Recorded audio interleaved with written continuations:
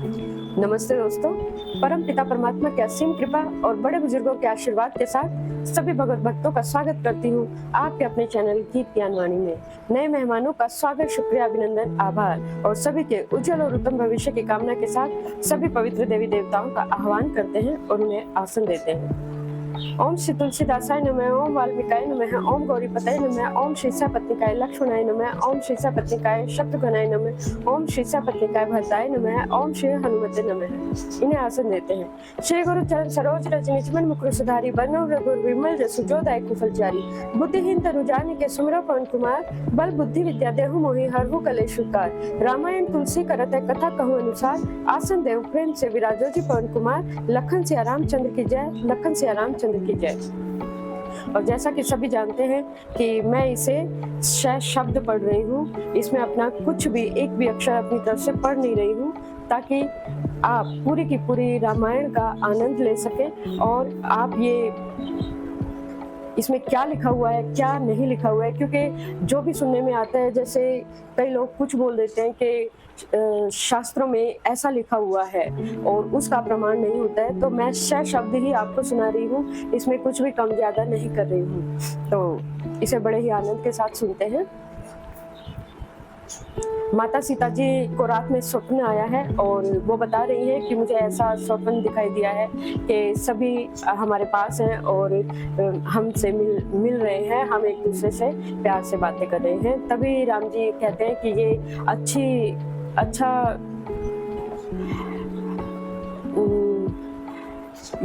अच्छा शगुन नहीं है। शगुन, हाँ, ये अच्छा शगुन नहीं है। तब उन्हें कुछ आभास होता है कि जैसे घोड़े, हाथी और इनकी टाप सुनाई देती है। तो लक्ष्मण जी कहते हैं कि भरत जी निष्कंटक करने के लिए, अयोध्या को निष्कंटक करने के लिए और हमसे युद्ध करने के लिए आ रहे हैं और उन्हें बड़ा गुस्सा आता है। तो अब आगे क्या है देखते हैं। जो जिया होती न कपट कुचाली, के ही सुहाती रथ बजी गजाली, भरत ही दो सुदेई को जाए, जग बोराई राज बधु पाए। यदि इनके हृदय में कपट और कुचाल न होती तो रथ, हाथी, घोड़े की कतार ऐसे समय किसे सुहाती। परंतु भरत को ही व्यर्थ कौन दोष दे, राजपद पा जाने पर तो सारा जगत ही पागल हो जाता है, अर्थात मत वाला हो जाता है। सस्य गुरती है गामीन खुशु, चढ़े भूमि सुरजान, लोक वेद ते विमुख भा, अधम ने बेन समान। चंद्रमा गुरु पत्नी गामी हुआ, राजा नहुष ब्राह्मणों की पालकी पर चढ़ा और राजा बेन के समान नीच तो कोई होगा ही नहीं, जो लोक और वेद दोनों से ही विमुख हो गया। सहस बाहु सुरनाथु त्रिशंकु, के ही ने राजमंद दीन कलंकु, भरत कीन यह उचित उपायु, रिपुरिन रंच ने राघव काऊ। सहस्त्र भाव देव राजेंद्र और त्रिशंकु आदि किसको राजमद ने कलंक नहीं लगाया। भरत ने यह उपाय उचित ही किया है, क्योंकि शत्रु और ऋण को कभी जरा सा भी शेष नहीं रखना चाहिए। एक कीन नहीं भरत भलाई, निद्रे रामू जानी असहाई, समझी परिहि सोई आजु विशेषी, समर सरोस राम मुख पेखी। हाँ, लेकिन भरत ने एक अच्छी बात नहीं की कि जो राजा राम को असहाय जानकर और उनका निरादर किया। पर आज संग्राम में श्री राम जी आपको क्रोधपूर्ण मुख देखकर और यह बात उनकी समझ में विशेष रूप से आ जाएगी कि उन्होंने ये अच्छा नहीं किया। ऐतना कहत नीति रस भूला, रंग रस विपु पुलक निस्फूला, प्रभु पद बंदी शीस रच राखी, बोले सत्य सहज भलु भाषी। इतना कहते ही लक्ष्मण जी नीति रस भूल गए और युद्ध रस रूपी वृक्ष पुलकावली के बहाने के फल उठा, अर्थात नीति की बातें कहते कहते और उनके शरीर में वीर रस छा गया। वे प्रभु श्री रामचंद्र जी के चरणों की वंदना करके चरण रज को सिर पर रखकर सच्चा स्वाभाविक बल कहते हुए बोले, अनुचित नाथ न मानव मोरा, भरत हमी उपचार न थोड़ा, कह लगी सहिस रही मनु मोरे, नाथ साथ धनु हाथ हमारे। हे नाथ, मेरा कहना अनुचित ना मानिएगा। भरत ने हमें कम नहीं प्रचारा है, हमारे साथ कम छेड़छाड़ नहीं की है। आखिर कहाँ तक सहा जाए और मन मार के रहा जाए, हम जब स्वामी हमारे साथ है और धनुष हमारे हाथ में है। क्षत्रिय जाति रघुकुल जन्मू, राम अनुग जनु जान, लाता हूँ मारी चढ़ाई सिर नीच, को धूरी समान। क्षत्रिय जाति रघुकुल में जन्म और फिर मैं श्री राम जी आपका अनुगामी अर्थात सेवक हूँ, यह जगत जानता है, फिर भला कैसे सहा जाए। धूल के समान नीच कौन है, परंतु वह भी लात मारने पर सिर ही चढ़ती है। उठकर जोरी रजाए सुमागा, मनहु वीर रस सोवत जागा, बांधी जटा सिर कसी कटिक भाथा, साजी सराय सनु सायकु हाथा। यूं कहकर लक्ष्मण जी उठकर हाथ जोड़कर आज्ञा मांगी, मानो वीर रस सोते हुए जाग कर उठ खड़ा हुआ हो। सिर पर जटा बांधकर कमर में तर कस लिया और धनुष को सजाकर और बाण हाथ में लेकर कहने लगे, आज राम सेवक जसु लेऊ, भरत ही समर सिखावन देऊ, राम निरादर कर फलु पाई, सोवहु समर सेज दो भाई। आज मैं श्री रामचंद्र जी आपकी सेवक होने का यश ले लूं और भरत को संग्राम में शिक्षा दूं। श्री रामचंद्र जी आपके निरादर का फल पाकर दोनों भाई भरत और शत्रुघ्न रणशैया पर सोएंगे। आय बना भल सकल समाजू, प्रकट करऊं रिस पाछिल आजू, जिमि कर निकर दलई मृग राजू, ले लपेटी लवा जिमि बाजू। अच्छा हुआ जो सारा समाज आकर एकत्र हो गया। आज मैं पिछला सब क्रोध प्रकट करूंगा। जैसे सिंह हाथियों के झुंड को कुचल डालता है और बाज जैसे लवे को लपेट में ले लेता है, तैसे ही भरते ही सेन समेता, सानु निदरी निपातो खेता, जो सहाय कर संकर आई, तो मारऊं रण राम दोहाई। वैसे ही भरत को सेना समेत और छोटे भाई सहित तिरस्कार करके मैदान में पछाड़ूंगा। यदि शंकर जी भी आकर उनकी सहायता करें तो भी मुझे राम जी की सौगंध है, मैं उन्हें युद्ध में अवश्य मार डालूंगा और छोड़ूंगा नहीं। अति सरोस माथे लखनऊ, लख सुनी शपथ प्रवान, सब लोकपति चाहू, भवरी भगवान। लक्ष्मण जी को अत्यंत क्रोध में तमतमाया हुआ देखकर और उनकी प्रामाणिकता को सौगंध सुनकर सब लोग भयभीत हो जाते हैं और लोकपाल घबराकर भागना चाहते हैं। जग भय मगन गगन भई वानी, लखन बाहुबल विपुल बखानी, तात प्रताप प्रभाव तुम्हारा, को कही सकई को जान निहारा। सारा जगत भय में डूब गया। तब लक्ष्मण जी के अपार बाहुबल की प्रशंसा करती हुई आकाशवाणी हुई, हे तात, तुम्हारे प्रताप और प्रभाव को कौन कह सकता है और कौन जान सकता है। अनुचित उचित काजू किछु हो, समझ करिए भलऊ कह सबको, सहसा करी पाछे पछताई, कही वेद बुध ते बुध नाही। परंतु कोई भी काम हो उसे अनुचित उचित खूब समझ बूझ कर किया जाए तो सब कुछ अच्छा कहते हैं। वेद और विद्वान कहते हैं कि जो बिना विचारे जल्दी में किसी काम को करके पीछे पछताते हैं वो बुद्धिमान नहीं होते। सुनी सुर वचन लखन से कुचाने, राम सिय सादर सन्माने, कहीं तात तुम नीति सुहाई, सब ते कठिन राजमधु भाई।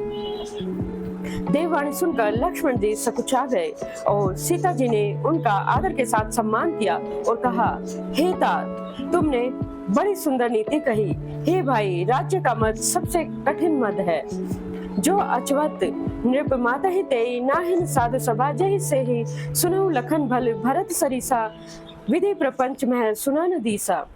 जिन्होंने साधुओं की सभा का सेवन अर्थात सत्संग नहीं किया, वे ही राजा राजमद रूपी मदिरा का आचमन करते हैं और मत वाले हो जाते हैं। हे लक्ष्मण, सुनो, भरत सरीखा उत्तम पुरुष ब्रह्मा की सृष्टि में ना तो कहीं सुना गया है और ना ही देखा गया है। भरतई होई न राज मधु, विधि हरिहर पद पाई, कभू की काजी सी करनी, छीर सिंधु विंसाई। अयोध्या के राज्य की तो बात ही क्या है, ब्रह्मा विष्णु और महादेव का पद भी पाकर भरत को राज्य का मत नहीं होगा।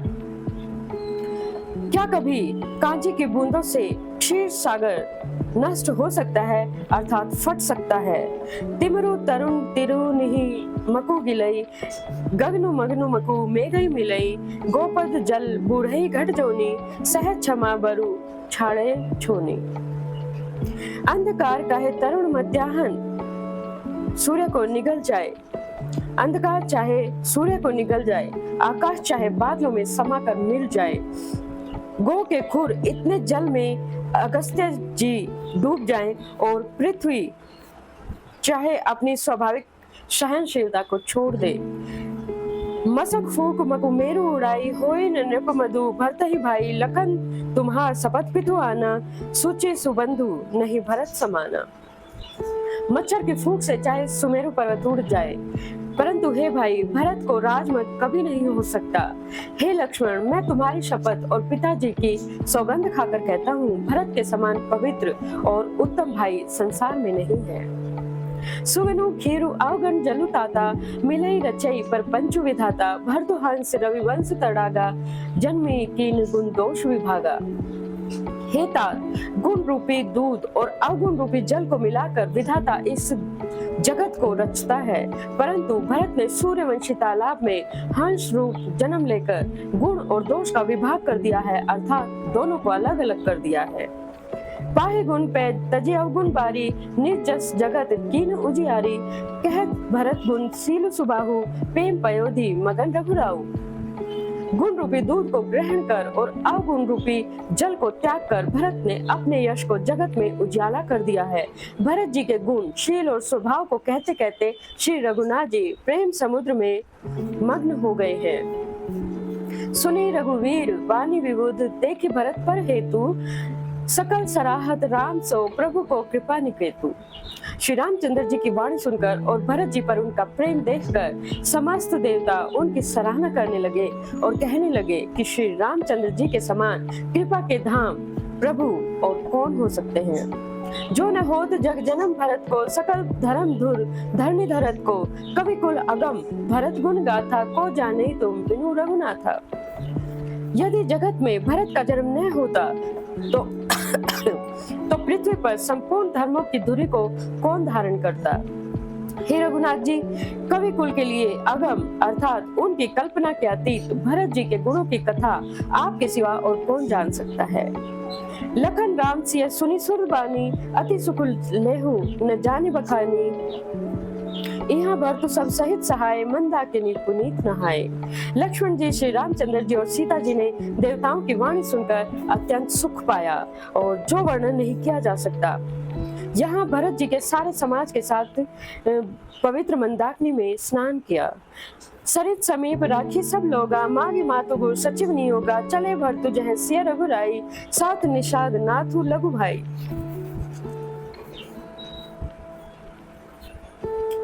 फिर सबको नदी के समीप ठहरा कर तथा माता गुरु और मंत्री की आज्ञा मांगकर निषाद राज और शत्रुघ्न के साथ लेकर भरत जी वहां को चले जहां श्री सीता जी और श्री रघुनाथ जी थे। समझे मातु करतब सब चाहे करब कुतर्क कोटि मन माही राम लखनऊ सिय सुनि मन नाऊ उठी जनी अनत जाहि तज ठाऊ। भरत जी अपनी माता के कई की करनी को समझकर और याद करके सकुचाते हैं और मन में अनेकों कुतर्क करते हैं, सोचते हैं श्री राम लक्ष्मण और सीता जी मेरा नाम सुनकर स्थान छोड़कर कहीं दूसरी जगह उठकर चले ना जाएं। मातु मते महु मानी मोही जो कछु करही सो थोर अग अवगुण छमी आदर ही समझी अपनी ओर। मुझे माता के मत में मानकर वे जो कुछ भी करे सो थोड़ा है, पर वे अपनी ओर समझकर अपने विरोध और संबंध को देखकर मेरे पापों और अवगुणों को क्षमा करके मेरा आदर ही करेंगे। जो परिहरी मलिन महु जानी जो सम्मान ही सेवक मानी मोरे से शरण राम ही की पनही राम सुस्वामी दोसु सब जन ही। चाहे मलिन मन जानकर मुझे त्याग दे, चाहे अपना सेवक मानकर मेरा सम्मान करे, कुछ भी करे, मेरे तो श्री रामचंद्र जी की जूतियां ही शरण है। श्री रामचंद्र जी तो अच्छे स्वामी हैं और दोष तो सब दास ही का है। जग जस भाजन चातक मीना नेम पेम निज निपुण नवीना असमन गुणत चले मग जाता सकुच स्नेह शिथिल सब गाता। जगत में यश के पात्र तो चातक और मछली ही हैं, जो अपने नेम और प्रेम के कारण नया बनाए रखने में निपुण हैं। ऐसा मन में सोचते हुए भरत जी मार्ग में चले जाते हैं। उनके सब अंग संकोच और प्रेम में शिथिल होते जा रहे हैं। फेरति मनु मातु कृत खोरी, चलत भक्ति जल धीरज धोरी, जब समझित रघुनाथ सुभाऊ, तब पथ परत उतायल पाऊं। माता की हुई बुराई मानो उन्हें लौटाती है, पर धीरज की धुरी को धारण करने वाले भरत जी की भक्ति बल से आगे की ओर चलते हैं। जब श्री रघुनाथ जी के स्वभाव को समझते और स्मरण करते हैं, तब मार्ग में उनके पैर जल्दी जल्दी पड़ने लगते हैं। भरत दशाते ही अवसर कैसी, जब जल प्रवाह जल अलिगति जैसी, देखी भरत कर सोचु सनेहु, भा निषाद ते समय भी देहु। उस समय भरत जी की दशा कैसी है, जैसे जल के प्रवाह में जल के भौरे की गति होती है। भरत जी की सोच और प्रेम देखकर उस समय निषाद विदेह हो जाता है, अर्थात देह की शुद्ध बुद्ध को भूल गया। लगे होन मंगल सगन, सुनि गुनि कहत निषादु, मिटई सोच हो है हर्षु, पुनि परिणाम विषादु। मंगल शगुन होने लगे, उन्हें सुनकर और विचार कर निषाद राज कहने लगे, सोच मिटेगा, हर्ष होगा, पर फिर अंत में दुख होगा। सेवक वचन सत्य सब जाने, आश्रम निकट जाय निया राने, भरत देख वन सैल समाजो, मुदित छुइत जन उपाय सुनाजू। भरत जी ने सेवक गुरु के सब वचन सत्य जाने और वो आश्रम के समीप जा पहुंचे। वहां के वन और पर्वतों के समूह को देखा तो भरत जी इतने आनंदित हुए मानो उनको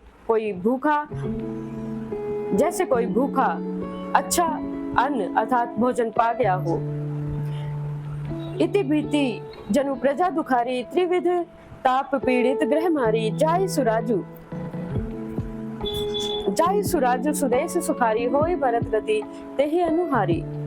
जैसे इति के भय से दुखी हुई और तीनों आध्यात्मिक, आदिदैविक और आदिदैविक तापों तथा क्रूर ग्रहों और महामारियों से पीड़ित प्रजा किसी उत्तम देश और उत्तम राज्य में जाकर सुखी हो जाए, वैसे ही भरत जी की गति ठीक उसी प्रकार से हो रही है। अधिक जल बरसना, ना बरसना, चूहों का उत्पात, टिड्डियां, तोते और दूसरे राजा की चढ़ाई, खेतों में बाधा देने वाले इन छह उपद्रवों को इति कहते हैं, अर्थात किसी भी चीज का ज्यादा हो जाना। और इसी के साथ सभी पवित्र देवी देवताओं को यथास्थान जाने का आग्रह करते हैं और कथा को विश्राम देते हैं। कथा विश्राम होत है, सुनो वीर हनुमान, जो जन जहाँ से आए ये तहाँ करो पान। एक घड़ी आधी में पुण्यास, तुलसी संगत साधु की हरम कोटि अपराध। राम लखन से अजान की सदा करो कल्याण, श्रोता सवासन गए शंभु गए कैलाश। अपने अपने धाम को विदा हो अनुसार, कहूँ दंडवत प्रभु शने विनय करो कर जोर। लखन से रामचंद्र की जय, लखन से रामचंद्र की जय।